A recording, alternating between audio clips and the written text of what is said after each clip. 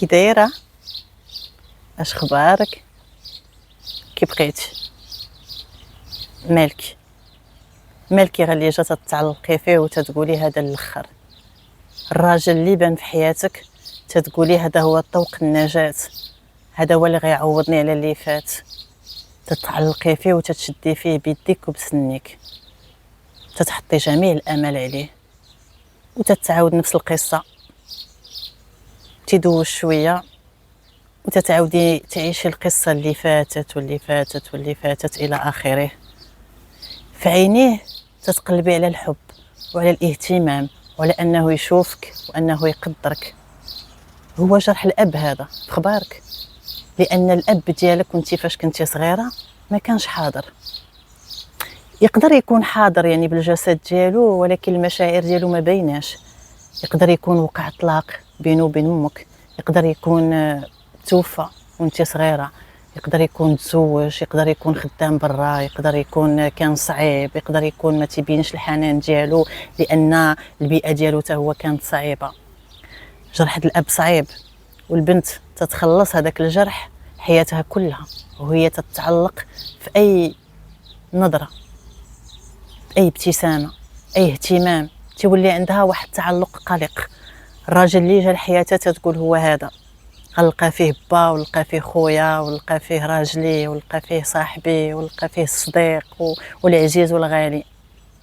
والمراه ما عارفاش راه داك الشيء من الصغر.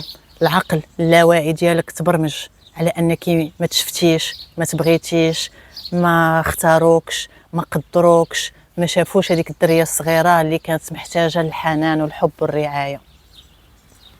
يمكن انت ما واعياش بهذا الكلام اللي غنقول لك، يمكن ترفضيه وتقولي لا انا با كان معايا احسن رجل. انا ما قلتلكش لا، ضروري غيكون باك بغاك، كي كان حاضر كي كان غايب، ولكن تتبقى في الطريقه اللي ديك الطفله الصغيره اللي كنتي انت حسات بهذاك الشعور. وهذاك الشيء تتحسي به راه ماشي حب، راه تعلق، وتعلق قلق. في علم النفس تنسميوه يعني نمط تعلق قلق.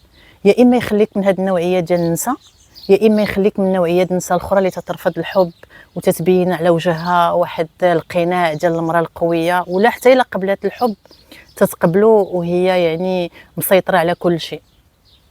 هي اللي تتجمع، هي اللي تتقرر، هي اللي تتصرف، هي اللي تسير الامور، هي اللي قويه، هي اللي تنسميوها مراه وقاده، ولا تنقولوا عليها مراه بألف راجل. هاد السميه في الاول تتريحك وتتعجبك، ولكن من بعد تتولي تقل على كتافك، تتولي تبغي تكوني غمره غير انثى. تيوصلوا بك السنين انك تتعياي، تيضروك الكتاف. لهذا عرفي ان جرح الاب تيتشافى وتترجعي في قمه الانوثه ديالك، وعاده تجلبي ليك رجل متزن يبغيك على داكشي اللي انت كاينه عليه، تيشوفك بعيون المحبه والتقدير، وتتحيدي داك القناع يا اما ديال الخوف يا اما ديال القوه. وانا تتعرفيني نور هدى، خبيره معالجه بالتنويم الايحائي واعاده برمجه العقل اللاواعي والبرمجه السلوكيه الايجابيه. تنمد لك هاد اليد هادي باش نمشي انا وياك في هاد رحله الشفاء بكل امان، بكل احترام وتقدير لداك الشيء اللي انت عليه، باش نخرج منك احسن نسخه. ومن هنا لهيه تهلاي ليا في راسك بحال ديما.